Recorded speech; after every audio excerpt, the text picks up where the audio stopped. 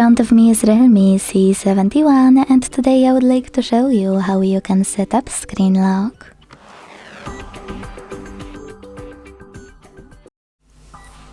Begin by going into Devices Settings. Now you need to scroll down a tiny bit to click on Security and Privacy.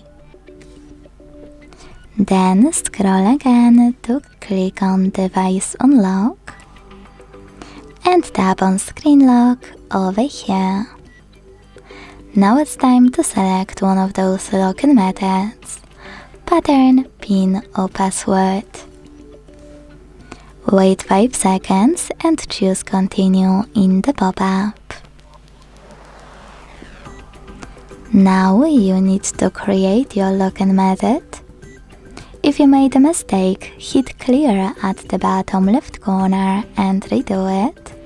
And to continue, choose Next at the bottom right one. Then repeat it to confirm it.